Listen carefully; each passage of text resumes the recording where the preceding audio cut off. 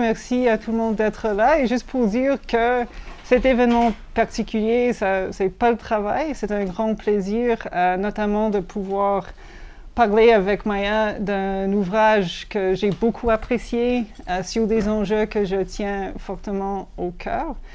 Et donc, avec ce livre, L'État face à la crise environnementale, vraiment, si vous n'avez pas encore eu l'occasion de le lire, c'est un livre qui est extrêmement accessible, mais, disons, dense dans la quantité d'analyse, d'informations, d'apports et de réflexions sur un sujet que moi j'imagine que je connais bien, mais j'ai beaucoup appris et j'ai beaucoup eu l'occasion de réfléchir à travers la lecture de ce livre extrêmement, mais extrêmement accessible. Donc, je vous encourage, si vous n'avez pas encore eu la chance, de chercher votre copie à la fin. Et donc, je vous présente la professeure Maya Yegin, professeure en Sciences Po à l'Université du Québec à Montréal. Les expertises de Maya sont nombreuses, entre autres la politique de l'énergie, politique de l'environnement, politique publique et la politique internationale de l'environnement. Maya a publié et enseigné sur tous ces thèmes, sur le Canada et aussi contexte européen. Et tous ces thèmes aussi sont rassemblés dans le livre qu'on va discuter ce soir. Et donc, entre autres, Maya travaille et publie sur des enjeux environnementaux vraiment d'actualité qui vont au-delà même de tous les apports qu'on voit dans le livre ce soir, incluant la pandémie et les changements climatiques et les conflits militaires et l'environnement. Donc, on est très chanceux et chanceuse d'avoir Maya avec nous ce soir pour l'écouter sur cet ouvrage « L'État face à la crise environnementale ». Et donc, pour débuter, je voulais, Maya, de t'entendre sur ce concept que tu développes tout le long du livre de l'état environnemental, que tu nous dis s'est constitué depuis les années 60. Et donc, cet état environnemental, en quoi consiste-t-il? Ouais. D'abord, merci Catherine pour ces mots très gentils. Merci aussi au public de s'être déplacé si nombreusement. En plus qu'il fait beau.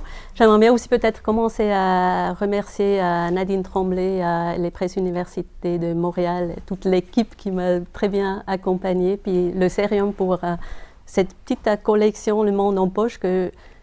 C'était un plaisir d'écrire ça, c'est un format très précis, 64 pages, 4 chapitres, pas plus que 15 références. Et donc c'était un peu ça le cadre pour développer ce que c'est l'état environnemental. Donc c'est un concept qui était beaucoup plus développé dans la littérature anglaise, des auteurs comme James Meadowcroft ou aussi Robin Eckersley qui ont réfléchi à l'État qui répond à des problèmes environnementaux. Et ceci en analogie avec l'État-providence que vous connaissez probablement mieux, donc l'État-providence qui répond à des problèmes sociaux, qui s'est développé un peu plus tôt que l'État environnemental, qui a développé l'assurance maladie, l'assurance invalidité, etc. Et vous savez aussi que l'État-providence, ce n'est pas un État homogène. Vous avez en Scandinavie un État-providence plus social-démocrate, vous avez ici un État-providence plus libéral et vous avez peut-être en Allemagne un État-providence plus conservateur. Et donc, par analogie, l'État environnemental s'est développé pour répondre aux problèmes de l'environnement dans les années, comme Catherine a dit, fin 60, début 70.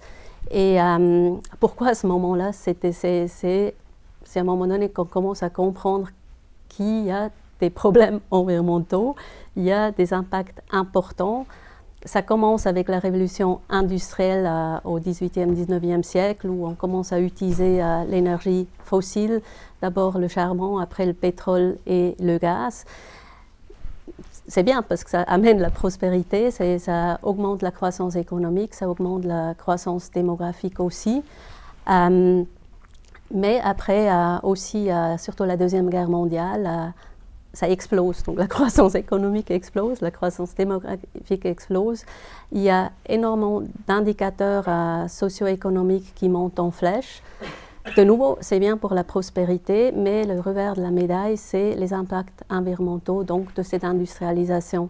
C'est après la Deuxième Guerre mondiale, on commence à se rendre compte, donc il y a des scientifiques qui décrivent les effets, il y a de plus en plus aussi des groupes environnementaux qui se mobilisent, qui conscientisent la population, qui conscientisent aussi les élites politiques, et donc l'État commence à se saisir de ces questions-là, comme ajouter une fonction aux autres activités régaliennes qu'il a.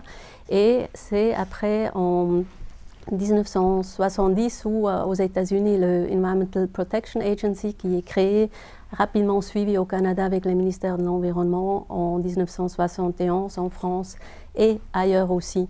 Donc, c'est la création, ça veut dire qu'on crée un appareil administratif, on embauche des fonctionnaires qui sont spécialisés en matière environnementale, des chimistes, des physiciens, des biologistes. Donc ça c'est une partie de l'État environnemental, donc cette expertise et connaissance qu'on commence à développer au sein de l'État. Après aussi, on commence à légiférer. Donc dans les années 70, vous avez panoplie des lois qui sont adoptées un peu partout, d'abord dans le monde occidental, après aussi ailleurs. Donc vous avez des lois pour interdire la pollution de l'eau, la pollution des sols, la pollution de l'air, etc. Et l'État devient, pour des questions environnementales, pas seulement le lieu de décision, c'est toujours un lieu de décision, mais ça devient aussi le lieu des débats et des contestations où vous avez des acteurs différents de la société qui interviennent pour aussi, en fait, avec leurs revendications, pour présenter leurs intérêts. Et donc, moi, je voulais développer un peu ce que cet État-là fait, surtout parce que j'avais un peu dans mon entourage parfois des gens qui disent « ouais, il y a une crise environnementale et l'État fait rien ». Et ça m'a toujours un peu surpris parce que ça fait depuis plus que 25 ans que je travaille dans le domaine et puis je vois que il y a de plus en plus des choses qui se font. Je suis d'accord pour dire c'est peut-être pas la bonne chose ou c'est peut-être pas suffisant, mais juste de dire l'État fait rien, je trouvais ça un peu curieux. Puis c'est pour ça que je voulais un peu développer comment on fait l'État à commencer à répondre à ces questions, comment aussi il a réussi peut-être à se réformer, puis donc d'analyser un peu la marge de manœuvre qu'il a, et puis aussi voir quelles sont les limites à cette action étatique. Donc, est-ce qu'il y a des barrières qui font en sorte, qui répondent peut-être pas de façon suffisante aux problèmes qu'on a aujourd'hui? Parfait, merci beaucoup. Et ça aligne bien avec la prochaine question en fait, que je souhaitais te poser. Parce que tu soulignes tôt dans l'ouvrage que l'état environnemental se diffère dans le temps et dans l'espace. Donc, ça évolue dans le temps, c'est différent de pays en pays, même de province en province, par exemple. Et je souhaitais vous écouter sur les éléments qui contribuent, les éléments, disons, les plus importants qui contribuent à cette diversité-là, les éléments de l'État, et peut-être si les opportunités que ces différences peuvent aussi créer. Donc, ça suit un peu ce que tu viens de dire. Une des différences est vraiment temporelle. Donc, on voit que l'État fait des choses différentes dans le temps. J'ai mentionné qu'il a commencé à réglementer, donc à adopter des lois environnementales.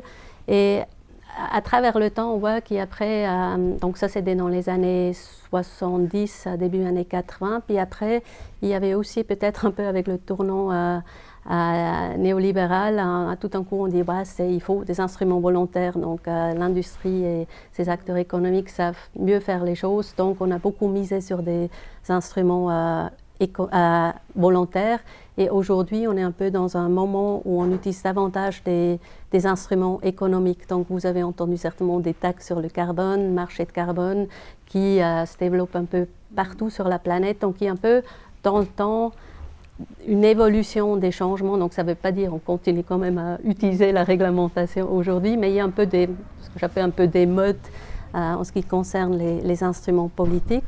Après, vous avez des États, des systèmes politiques différents un peu partout. Et donc, l'État environnemental, c'est pas créé dans un vide, il se greffe sur des institutions qui sont existantes.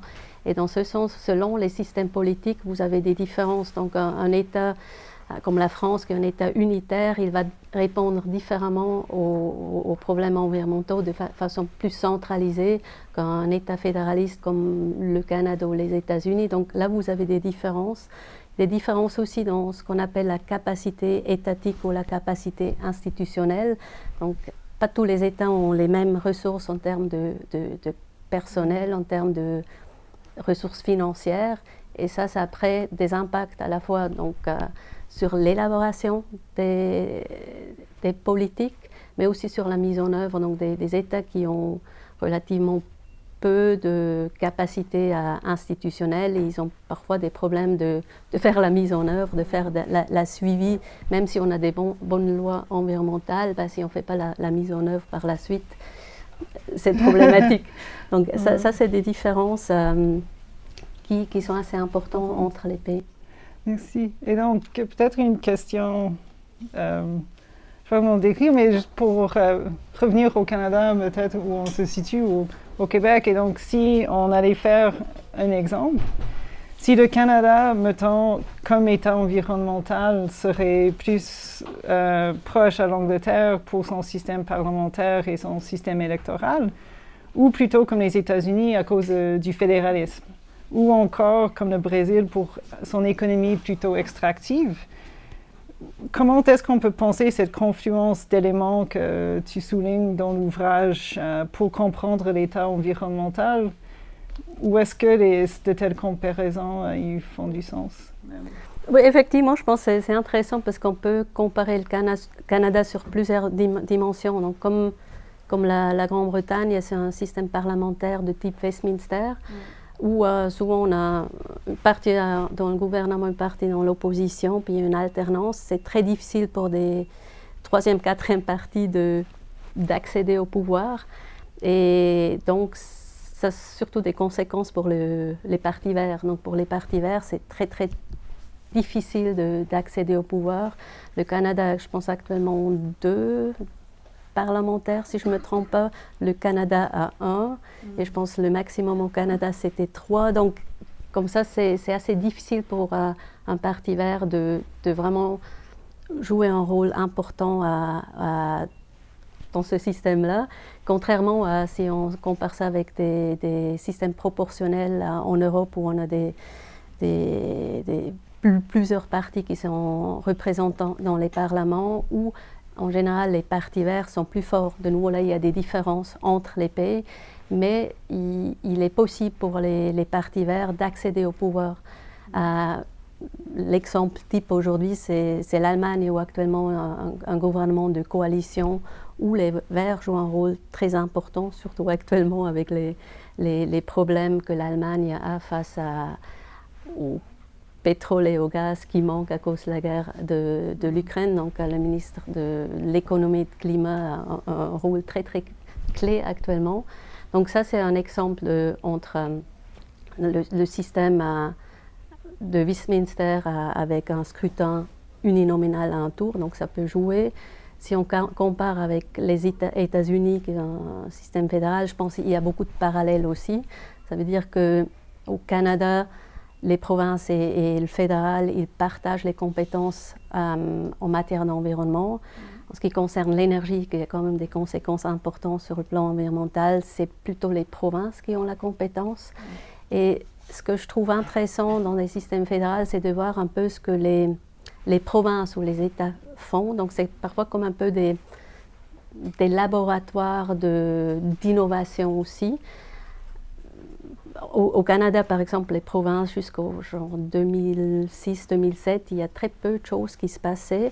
Et tout d'un coup, il y a certaines provinces qui ont commencé à se distinguer. Il y a la Colombie-Britannique qui a introduit une taxe sur le carbone. Il y a le Québec qui a introduit le marché sur le carbone, je pense que c'était en 2013 à peu près. Il y a l'Ontario qui est la seule province en Amérique du Nord qui est sortie du charbon, donc c'était quand même assez important de pouvoir sortir du charbon.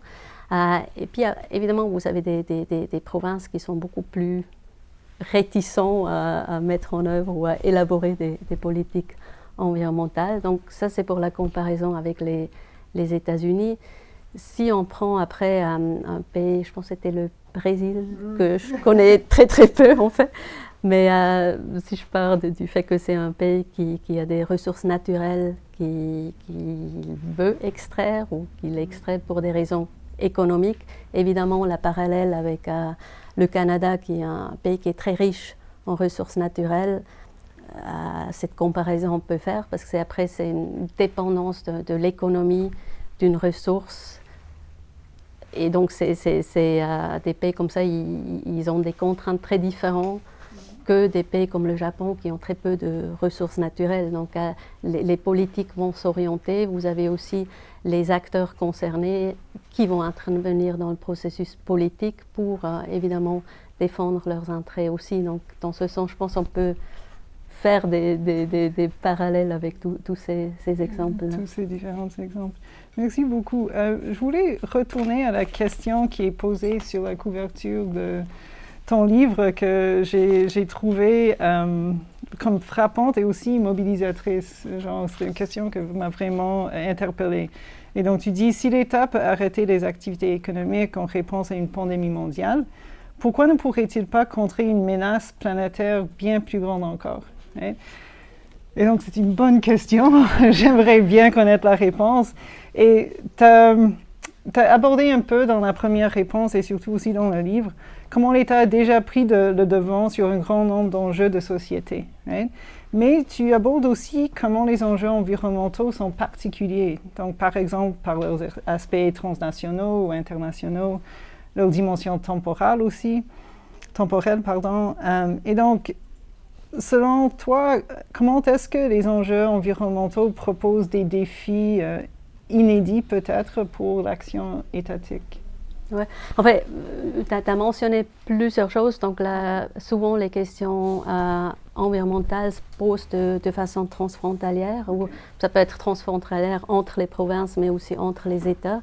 Et ça implique qu'il faut une coordination. Donc un État ou une province tout seul ne peut pas vraiment régler le problème. Et donc, il faut une coordination, il faut des négociations. Donc ça, c'est une chose.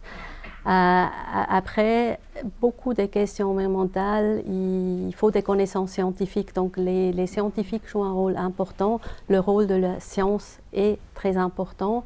Quand on parle de science, on parle souvent aussi d'incertitude. Donc les connaissances, c'est quelque chose on parle en termes de probabilité. Donc, puis on a vu ça avec les changements climatiques. On a, avec le temps, compris que la probabilité que les activités humaines ont un impact sur la planète, que c'est l'activité humaine qui est responsable, mais ça a pris du temps pour comprendre ça. Donc c'est des connaissances scientifiques qui sont cumulées avec le temps où on arrivait avec ça. Le politique vit en général assez mal avec l'incertitude, donc il préfère des certitudes pour prendre des décisions. Donc ça c'est, je pense, certainement une particularité des problèmes environnementaux. Il y a aussi un bon nombre de problèmes environnementaux, ils sont irréversibles. Donc, une fois qu'on a fait des dégâts, c'est pas toujours... Enfin, parfois, on peut renaturaliser des habitats, mais des espèces qui sont extinctes, c'est difficile de revenir en arrière. Donc, dans ce sens-là, il y a une particularité aussi. Et peut-être pour moi, la particularité la plus importante, c'est la temporalité. C'est beaucoup des questions environnementales, ils jouent sur un temps long. Donc les émissions qu'on émet aujourd'hui, ils vont avoir un impact dans quelques temps. Les déchets radioactifs qu'on a aujourd'hui, on ne sait toujours pas très bien quoi faire avec. Ils vont avoir des impacts dans un horizon très très long. Et donc, après, vous avez le politique qui a un horizon beaucoup plus court, donc 4 ans, il y a les élections, donc les décideurs politiques qui veulent être élus, donc ils fonctionnent beaucoup dans ce laps de temps de 4 ans. Et le monde économique a un laps de temps encore plus court, donc c'est souvent trimestriel, il faut sortir les nouveaux bilans. Et donc vous avez des horizons temporels qui sont très différents et pas forcément compatibles. Et puis, dans ce sens, il y a je pense que c'était Mark Carney, l'ancien chef de la banque, c'est pas le gouverneur de la Banque du Canada et de la Grande-Bretagne. Et lui, il parle de la tragédie de l'horizon par rapport à ces questions de temporalité. Non, mais c'est très intéressant. Et si je peux me permettre juste une dernière question, parce que je pense qu'on a commencé un peu tard. Sur cette question de temporalité, ça me rappelle un peu comme une conversation qu'on a eue sur les 4 acteurs que tu nommes comme étant particulièrement importants dans cet état environnemental, dans la science, comme tu viens de parler, les partis politiques, les mouvements et les groupes environnementaux et les agents économiques. Et je souhaitais te poser une question sur l'évolution de leur rôle en ce moment où, comme tu dis plusieurs reprises dans le livre, où le temps commence à nous manquer. Vraiment, on est comme, je sais pas, le feu sous les pieds ou je sais pas trop quoi. Et donc, leur rôle pour pousser ou freiner les États à passer du réactif au proactif, comme tu dis dans le livre, en ce qui concerne ces politiques environnementales. Et quand on avait parlé, tu avais parlé, tu mentionnes dans le livre, les nouveaux politiques aussi industrielles aux États-Unis et comment ça aussi, ça pourrait être une manière un peu de contourner cet effet temporalité. Bon, il fait une espèce de lock-in avec les gouvernements, je ne sais pas. C'est marrant les politiques industrielles parce que j'avais effectivement, quand j'ai parlé un peu des solutions potentielles, j'ai parlé de politique industrielle dans le livre. Et c'était avant, c'est allé dans le processus d'impression avant qu'aux États-Unis, ils ont sorti le Inflation Reduction Act et puis depuis qu'ils ont publié ça, tout le monde parle de politique industrielle. Ça commençait déjà un peu avant. Obama, il a essayé de faire des politiques industrielles. Boris Johnson aussi, je pense, il avait commencé à faire des politiques industrielles alors que c'était pendant longtemps assez décrié parce qu'on dit non, l'État ne devrait pas se mêler de tout ça. Et donc aujourd'hui, c'est devenu très, très à la mode que tout le monde en parle. Et je pense que tous ces acteurs jouent un rôle dans ça aussi. Bon, les scientifiques, de nouveau, dans la contribution des connaissances, mais je pense aussi qu'ils ont un rôle à jouer à une certaine manière, garder ou remettre en fait, les questions environnementales à l'agenda politique.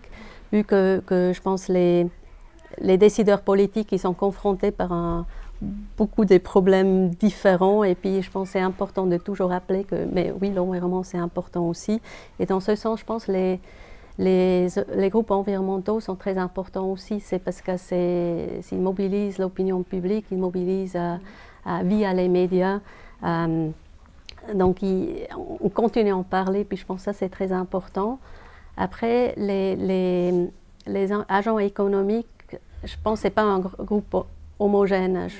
Je ne m'attends pas à ce que les groupes pétroliers ou gaziers vont demain accélérer les affaires parce qu'ils dépendent trop de leurs revenus du pétrole ou du gaz.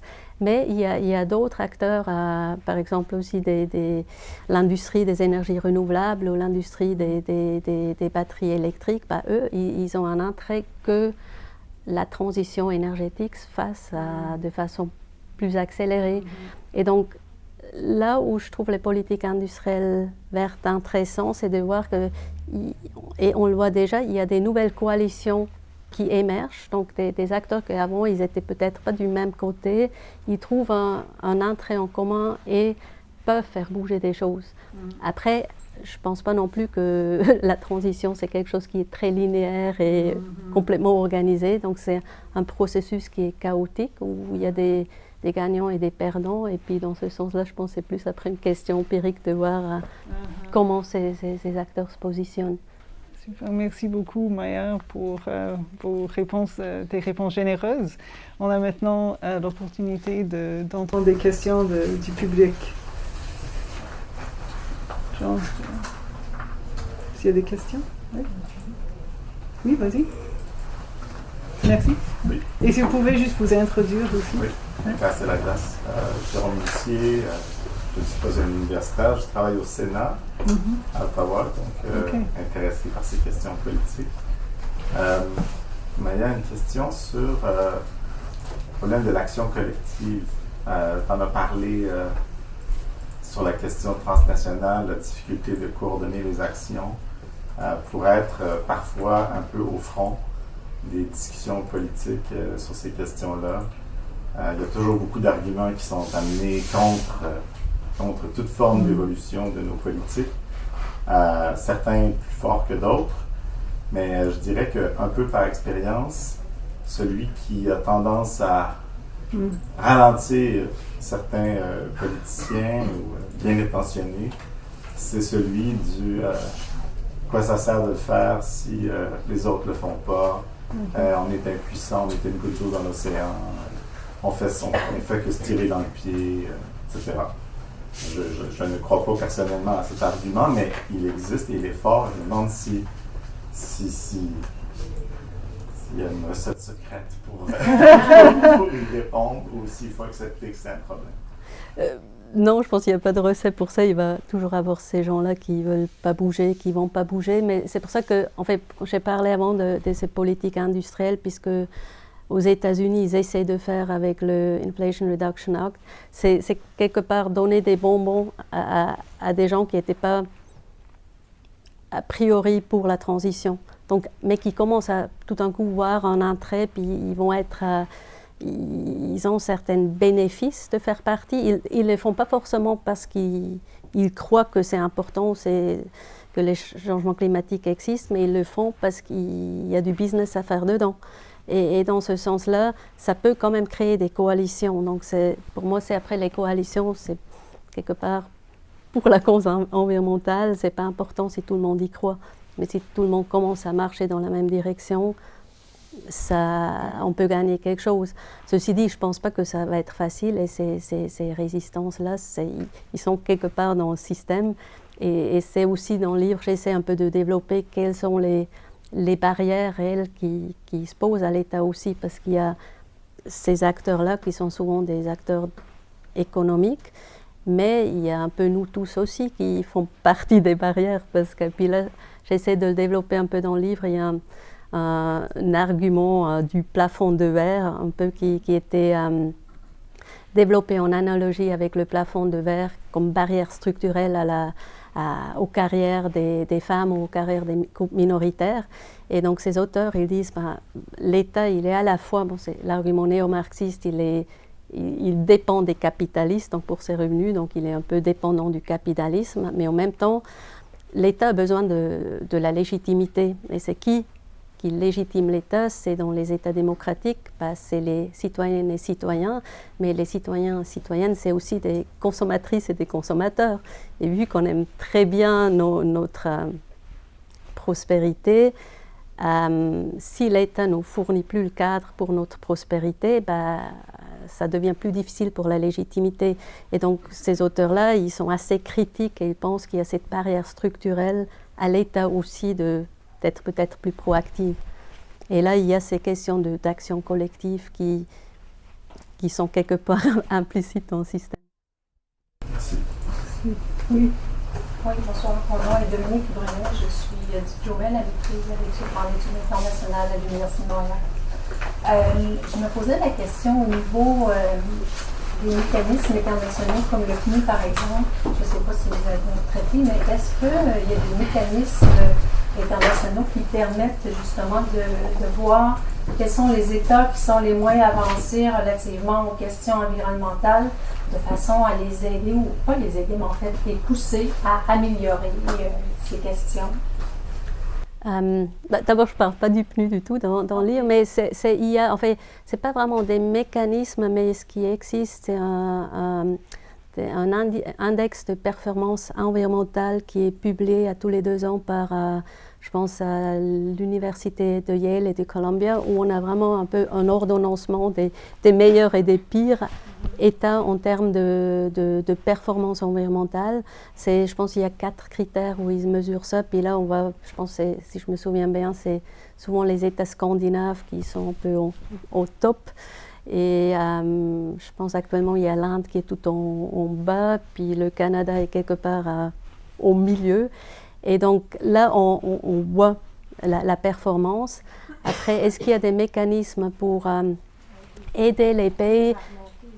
Il y a il y a toujours un peu ces questions-là qui apparaissent aussi dans les négociations autour des changements climatiques, les COP qu'on voit passer à chaque année, où il y a toujours la question de l'aide, en fait, de l'aide financière, de l'aide technologique, et c'est toujours un peu les disputes autour à qui paye quoi.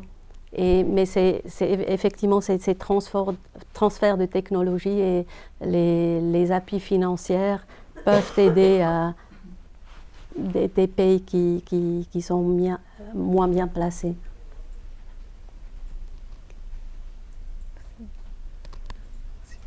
D'autres questions? Oui, vas-y. J'ai d'autres questions. Tu as commencé ta présentation en parlant de l'État-providence qui a été développé pour répondre à des besoins ou des enjeux sociaux. Puis, c'est intéressant de voir l'État environnemental qui lui vient donc compléter ça. On assiste encore une fois dans la sphère politique aujourd'hui, je trouve, à une espèce de convergence où on parle de justice climatique, on parle de transition juste, on parle de racisme environnemental, on parle de beaucoup de notions qui font leur chemin dans les sphères politiques et qui essaient, de bonne ou de mauvaise foi, de raccorder ou d'attacher des questions climatiques ou environnementales à des enjeux sociaux, que ce soit des questions syndicales, des questions de discrimination, des questions de... personnellement, il m'arrive de me poser la question à savoir si c'était un facteur d'accélération ou de décélération des changements, si ça alourdit ou si ça rajoute du momentum, je ne sais pas. Je me demandais si c'était quelque chose sur lequel tu avais des opinions, cette idée d'effectuer une espèce de convergence entre les enjeux sociaux et environnementaux ou de les traiter séparément. Mais c'est vrai, c'est quelque chose aussi dans la littérature. Il y a de plus en plus de publications sur la justice environnementale, la justice climatique et puis avec des enjeux sociaux. Quelque part, je trouve que c'est un peu naturel qu'il y ait une certaine convergence parce que si on regarde les impacts, c'est souvent les problèmes environnementaux touchent souvent des populations plus vulnérables dans nos sociétés, puis aussi évidemment dans les sociétés du Sud global. Donc dans ce sens-là, ça me semble être assez naturel qu'on pense ces choses ensemble. Puis je pense aussi, si on commence à penser à la transition, je pense ce qui est important, c'est qu'on ne répète pas les mêmes erreurs, donc qu'on est sensible à ces questions-là, puis qu'on essaye de protéger aussi des sociétés. Puis il y a pour plein de choses, il y a plein d'exemples. Si on bouge vers des voitures électriques, souvent ça reste une question financière. Qui peut se payer une voiture électrique parce qu'ils sont quand même encore plus dispendieux que d'autres. Donc là, il y a déjà un enjeu d'environnement et de social, donc dans ce sens-là. Après, je pense souvent dans ces choses-là, il peut toujours avoir des acteurs qui vont juste quelque part instrumentaliser ces nexus entre ces deux questions-là, puis dans le jeu politique peut-être aussi un peu abuser ce lien qui existe entre les deux. Oui, merci.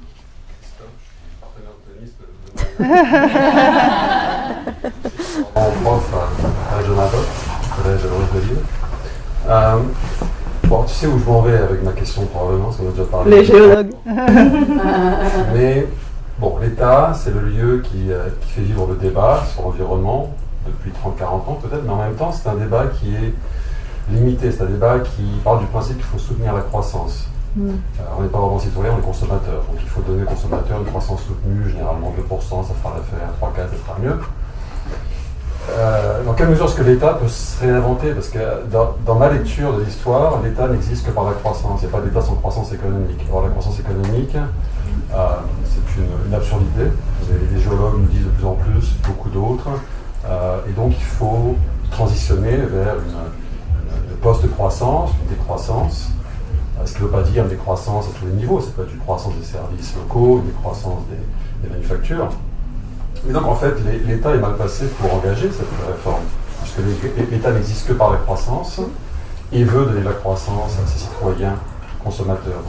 Donc comment est-ce qu'on réinvente l'État? Qu'est-ce qui se passe avec l'État qui ne vit que par la croissance et pour la croissance? Oui, non, mais je pense que c'est implicite aussi dans ce que j'ai mentionné avec le plafond de verre. Donc c'est cette limite, c'est vraiment cette barrière structurelle à l'État de vraiment se réinventer, je pense, est effectivement là. Après, et puis dans ce que tu dis, je pense effectivement l'État, si l'État peut penser, mais je le dis quand même comme ça, l'État ne peut pas penser vraiment la finitude des ressources. Et puis je pense, nous, comme société, on n'est pas capable de réfléchir à la finitude des ressources non plus. Ce qui est assez intéressant parce qu'on en parle depuis 1972 avec le rapport Meadows, où on a déjà parlé de la finitude des ressources. Et puis entre-temps, on a encore utilisé beaucoup plus de ressources. Et puis on n'est pas vraiment avancé, je pense, sur le fait comment on se comporte par rapport à ça. Après, il y a des petites choses où... et ce n'est pas la décroissance, mais je pense aujourd'hui, on parle quand même de plus en plus d'économie circulaire. Donc, une économie circulaire elle va quand même consommer des ressources, mais elle va quand même, ou elle devrait radicalement limiter les ressources qu'on consomme et les déchets qu'on produit. Est-ce que c'est suffisant? Ça, c'est une autre question où je n'ai pas de réponse.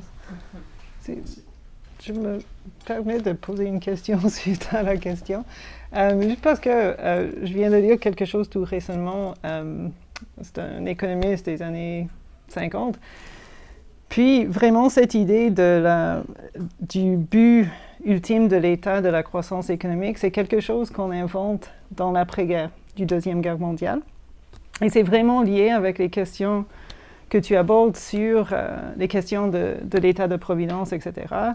Donc, on est dans l'après-guerre, puis on est dans le contexte de guerre froide, on veut dépenser sur les armes pour contourner l'Union soviétique, on veut contourner les inégalités pour un peu contrôler les populations qui pourront, mettons, faire des protestations, etc. Mais on ne veut pas vraiment taxer les riches, pas à ce moment-là, ce montant-là pour faire une distribution. Donc, l'idée, c'est de faire accroître la taxe pour avoir des pièces plus grandes à distribuer. Et donc, au lieu de penser une distribution de qu'est-ce qui existe, il faut croître. Right? Et donc, d'une certaine idée, cette fonction de l'État de croissance économique comme la fonction centrale de l'État n'est pas si vieille que ça. Ça date depuis une soixantaine ou 70 années. Et là, comme tu dis, on parle beaucoup de décroissance, etc. Et je ne sais pas où est la question là-dedans, mais j'en trouve une. Et donc, mais ce que je me pose un peu, parce que ce débat de décroissance aussi peut être très controversé dans le sens où il y a d'énormes inégalités. Right? Et bon, il y a aussi des gens qui ont besoin de consommer plus dans nos propres sociétés et certainement dans le sud global. Et donc, cette question de redistribution s'impose dans les questions environnementales. Et peut-être, selon toi, cette confluence entre les questions sociales et environnementales que tu viens de mentionner, est-ce que l'État, dans ce contexte où on est actuellement, serait prêt, à ton sens, à se mettre sur ces enjeux? Donc, il y a beaucoup qui disent qu'on ne peut pas s'adresser aux problèmes environnementaux sans s'adresser aux problèmes sociaux. Ou est-ce que l'État est... Où est l'État là-dedans, ou ces groupes de pression que tu mentionnes? Je ne sais pas si je comprends complètement la question, mais je pense que... Et puis, comme j'avais dit, qu'il y a des États-providence différents, il y a des États environnementaux différents, et par rapport à des questions de imposer les riches, il y a des États qui font des choses différentes. Donc, il y a des politiques fiscales qui sont plus contraignantes que d'autres, et puis il y a donc des États qui redistribuent plus que d'autres. Puis je pense là, il y a un potentiel à faire plus de choses. Je pense qu'on pourrait évidemment imposer les super riches et puis redistribuer cet argent différemment. Ce qu'on voit aussi, par exemple, j'ai mentionné les taxes sur le carbone, là aussi il y a des manières de distribuer cet argent de façon différente aussi, puis on peut faire des politiques fiscales si on veut, il n'y a pas tous les économistes qui sont d'accord de le faire. Donc là, il y a des débats comment on pourrait redistribuer cet argent-là, mais je pense que le potentiel est là pour faire des choses comme ça. Mais je ne sais pas si ça répond à la question. C'est juste de réfléchir ensemble sur les questions complexes. Est-ce qu'il y a d'autres... Oui, en arrière. Bonjour, je suis Laetitia Pfeffer, je suis étudiante en première année de doctorat en sociologie de l'environnement. Et du coup, je me demandais, on observe, en tant que plusieurs auteurs observent en France une tendance grandissante d'individualiser la responsabilité climatique, notamment dans cette idée de justice sociale, où il y a des mesures qui sont prises qui n'impactent pas de la même manière les ménages les plus pauvres et les ménages les plus riches. Du coup, déjà, est-ce que vous partagez ce constat? Est-ce que vous observez une tendance similaire dans d'autres pays? Est-ce que c'est quelque chose d'assez global, une sorte de paradigme? Je pourrais pas le dire. J'ai pas vraiment d'études en tête qui abordent cette question. C'était où? Ouais. Désolée.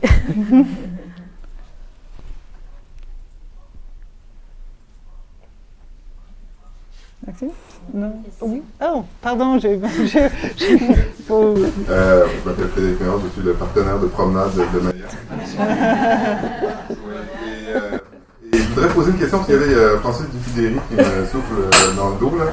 Et je voudrais poser une question que Francis pourrait poser, parce que j'ai lu le livre, et à la fin, en fait, tu cites beaucoup d'auteurs marxistes, anarcho-environnementalistes, des scénarios qui sont quand même... Murray Bookchin et les autres, je ne les connais pas très bien, mais à la fin, est-ce que tu adhères à ces scénarios qui finalement récusent un petit peu l'État, ou est-ce que tu penses que l'État fait plus de bien que de mal? Quelle est ta conclusion finale? Est-ce que l'État fait plus de bien que de mal? Je présume que Francis, je pense que non.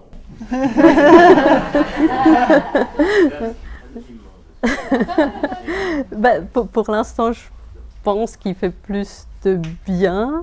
Après, en fait, je vois pas d'autres acteurs qui pourraient coordonner les activités. Donc, parce que en politique, dans le domaine de l'environnement, on parle toujours, le marché fait mieux les choses, ou oui, de toute façon, toutes les solutions viennent de la technologie, donc il faut rien faire parce que ça tombe du ciel. Et moi, je suis toujours un peu mal à l'aise avec ces deux approches pour expliquer les choses, et dans ce sens-là, surtout, et puis Catherine l'a répété à plusieurs reprises, le temps est compté, donc il faut qu'on accélère les choses, et donc je vois pas, je dis, c'est pas un acteur parfait, puis il y a plein de choses qu'il fait pas correctement, puis il devrait faire différemment, mais je vois pas d'alternative. Et c'est ça qui est un peu dans la littérature plus néo-marxiste que je cite dans le livre. Je trouve les analyses intéressantes, mais je ne comprends jamais vraiment ce qu'ils proposent comme vraie alternative. Donc oui, je suis d'accord pour dire que le capitalisme est en quelque sorte responsable de la crise environnementale. Jusque-là, je suis, mais après, je reste un peu sur ma faim. Qu'est-ce qu'on fait après? Oui, on peut changer de système, mais je n'ai pas encore vu comment, d'ici demain, on va changer le système, et dans ce sens, ma position, acceptons le système et essayons de travailler au sein du système pour améliorer les choses. Je ne sais pas si ça répond. Oui, une question. Comme j'ai Frédéric Ménard devant moi, je vais poser une question. Je docteur de sciences politiques. Mais je vais juste personnaliser la question de Frédéric.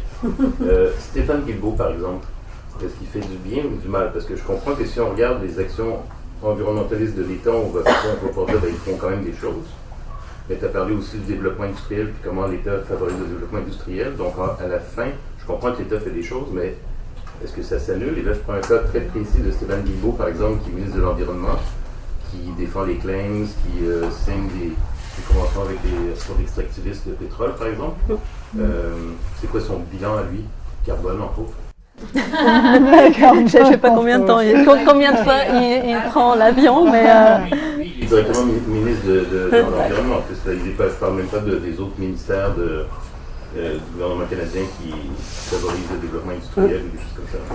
Je pense que pour vraiment pouvoir répondre à la question, il faudrait faire une étude empirique pour voir ce qu'il a fait, ce qu'il n'a pas fait. Puis c'est clair, je pense, au moment où ces personnes-là sont en politique, il y a des trade-offs. Donc, il n'y a pas tout ce qu'ils font, c'est bien. Puis les exemples que tu mentionnes, ouais, pour un environnementaliste, c'est critiquable.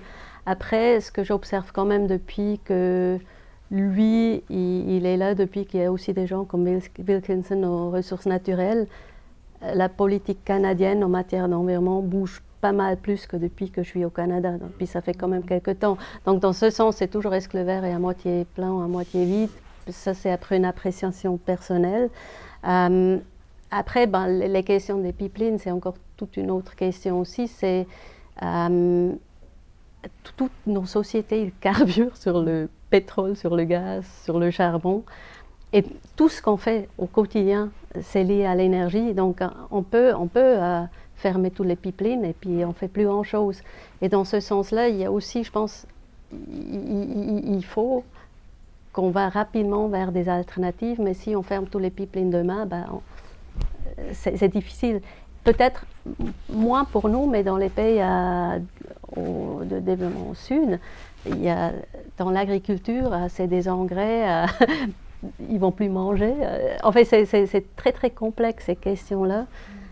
Et dans ce sens, je ne dis pas que toutes les décisions qu'ils prennent au fédéral sont positives, mais il y a quand même, ils ont avancé, ils ont ajouté une taxe sur le carbone et ils ont quand même ajouté pas mal de législation qui au moins pointe dans la bonne direction. Est-ce qu'elle va avoir les effets positifs? Ça, on va voir dans quelques temps. Oui. Non, je ne veux pas parler si d'autres gens. Est-ce qu'il y avait...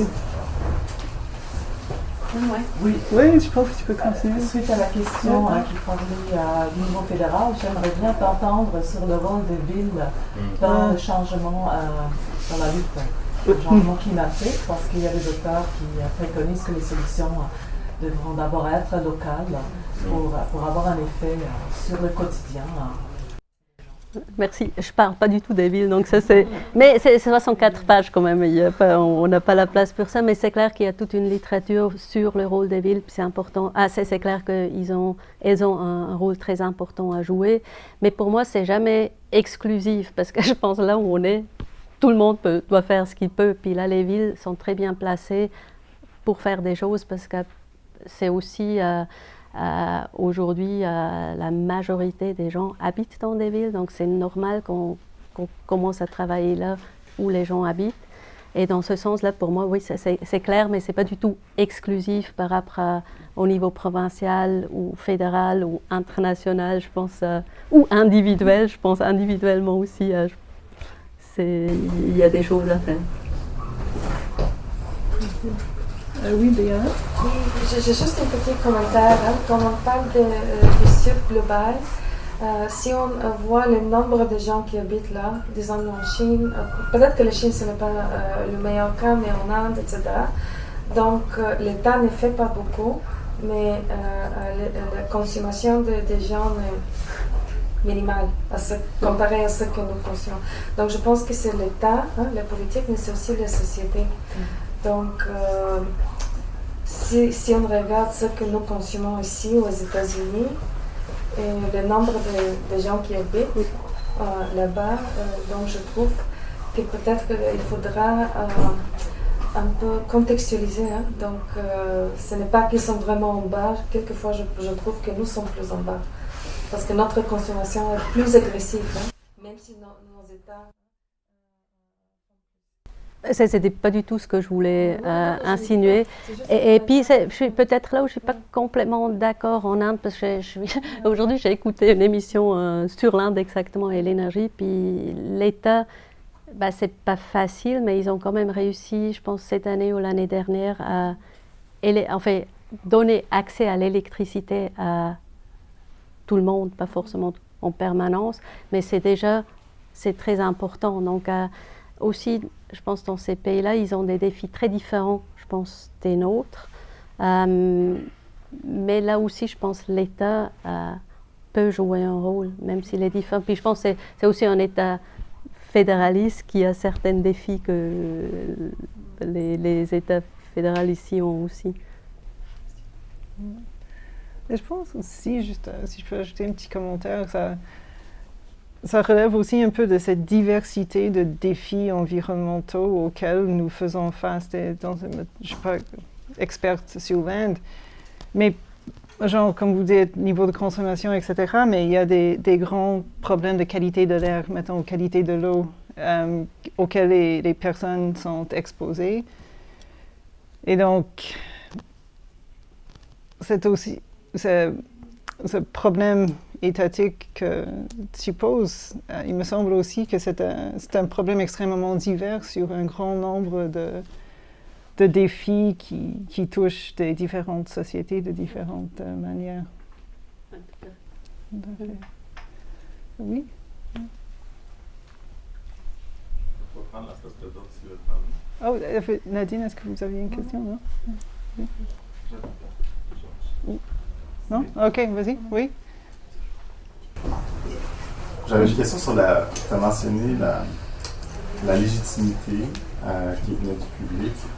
Tu as mentionné plusieurs fois la taxe carbone, des choses comme ça. Puis, je me pose la question parce que, encore une fois, je pense qu'à l'échelle internationale, l'épisode des Gilets jaunes en France, par exemple, a eu l'effet d'un, je ne sais pas si c'était un électrochoc ou plutôt une lobotomie, mais en tout cas, ça certainement une douche froide. En tout cas, pour beaucoup de gouvernements qui pensaient agir sur des questions comme ça, puis qui ont eu très très peur du genre de backlash que ça pouvait susciter. J'ai aussi lu des gens qui disaient la taxe carbone, qui a toujours été l'ultime modèle mis de l'avant par des économistes, sous prétexte que, je ne suis pas contre, mais sous l'idée que c'était ce qui était le plus efficace, le moins grossier comme intervention, le plus logique, le plus bon. Ça a été interprété par beaucoup comme en fait un droit de polluer, puis finalement les riches, eux, avaient les moyens de payer, et que c'était les pauvres qui en subissaient les contre-coups. Donc il y a d'autres gens qui ont commencé à dire ces politiques-là, même si elles sont logiques, efficaces sur papier, souffrent d'une légitimité quand on les envoie dans la population. Et ça peut mener à des systèmes qui sont complètement différents. Je dis n'importe quoi, une loterie qui dit il y a 1000 personnes au Canada qui peuvent prendre l'avion cette année. C'est le hasard qui détermine, puis c'est beaucoup plus arbitraire et agressif.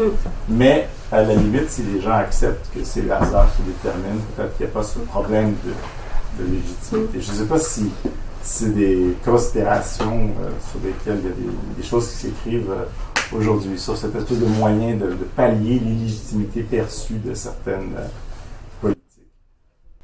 Je n'ai pas en tête vraiment quelque chose par rapport à cette question précise, mais je suis assez d'accord. Je pense que j'avais mentionné en fait que l'État dans le temps a changé un peu les instruments qu'il utilise, et puis aujourd'hui, pour moi, c'est un peu la mode des instruments économiques, et c'est probablement aussi parce qu'il y a quand même les sciences économiques, c'est un peu une discipline hégémonique qui impose un peu sa manière de voir les choses aussi, ce qui est le plus efficace ou pas. Dans ce sens, moi, j'ai aussi des réserves à la fois sur la taxe que sur le marché de carbone. Avec la taxe, on voit souvent qu'il y a des problèmes d'acceptabilité sociale. Donc, si la taxe est trop haut, c'est difficile politiquement, ça passe pas. Les marchés de carbone, il faut voir un peu comment ça évolue à travers le temps, et est-ce qu'on arrive vraiment à réduire les émissions comme à réduire. Donc ça, je pense, pour moi, c'est encore des preuves à faire. Ce que je trouve marrant aussi avec les marchés de carbone, c'est on a toujours dit on ne veut pas la réglementation, c'est trop bureaucratique, trop compliqué. Et ce qu'on a créé avec les marchés de carbone, c'est la bureaucratie exponentielle. Donc, mais c'est souvent un peu, je pense, une question aussi, quels sont les gens dans les endroits qui prennent des décisions. Puis là, actuellement, je pense beaucoup de ces idées, ça vient aussi des économistes. Et puis avec des avantages et des inconvénients, je pense. Merci beaucoup. On est arrivé un peu à l'heure. Est-ce qu'il y a une dernière question ou commentaire? Oui, vas-y. Je m'appelle Jean-Philippe Thérien.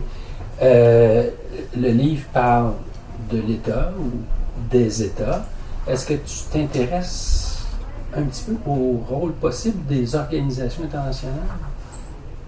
Dans le livre, presque pas. En fait, à part si je mentionne des organisations comme le GIEC, qui est donc une organisation scientifique, je mentionne un peu les conventions cadres et les COP, mais sinon, je ne m'attarde pas trop sur les... Donc, en dehors du livre, est-ce que, mettons, dans tes réflexions personnelles, est-ce que tu crois que c'est réaliste de penser que les organisations internationales pourraient peut-être exercer un leadership que les États arrivent mal à exercer? Ça dépend des moments, je pense. Il y a eu des moments, effectivement. Puis ça dépend de nouveau aussi qui prend le leadership dans les négociations. Puis on le voit avec les États-Unis. Les États-Unis, pour les changements climatiques, étaient longtemps absents. Là, ils sont, nous, un peu de retour. Et puis ça peut accélérer les choses aussi. Puis je pense que les États-Unis, pour l'accord de Paris, étaient comme, même s'ils n'étaient pas partis, c'était important parce qu'on a construit l'accord de Paris d'une manière où c'était faisable de l'appliquer par la suite avec les contributions nationales. Alors le protocole de Kyoto, il y avait trop de verrouillage et puis les États y participent plus trop parce que c'était toujours un problème d'action collective où les pays qui avaient qui devaient réduire, on dit oui, mais pourquoi la Chine ne doit pas réduire, pourquoi telle et telle ne doit pas réduire, alors nous on ne veut plus non plus. Donc il y avait un peu des problèmes comme ça. Et dans ce sens, je pense qu'il y a, selon les leaders dans ce type de négociations, je pense, ces organisations peuvent jouer un rôle complémentaire aussi, un peu, je pense toujours avec le blaming and shaming. Donc je pense là, il y a un rôle à jouer. Mais d'après ce que je vois aussi, c'est toujours un peu cyclique. Il y a des moments dans l'histoire où ils jouent un rôle plus important. Puis je parle un peu dans les années 90 où il y avait un certain optimisme par rapport à ces questions environnementales, où on a créé en fait tous ces conventions cadres pour les changements climatiques, diversité biologique, désertification, etc. Donc il y avait comme un moment où on avait l'impression les gens y croient, on va changer les choses, puis après bon, ça retombe un petit peu, puis après ça redémarre de nouveau. Puis moi j'aurais tendance à croire aussi que c'est la perception de ces organisations, mais tu m'expliqueras, parce que c'est toi le spécialiste des organisations. Bon, merci beaucoup Maya, merci tout le public d'être là et pour cette contribution que je pense qui est à la fois aborde des enjeux, leur complexité et les freins à tous ces enjeux-là, mais qui est à la fois mobilisateur dans le sens où le temps file, et il faut se mettre dans les solutions, et c'est là où tu nous laisses à la fin du bouquin. Donc merci beaucoup. Merci à toi. Merci.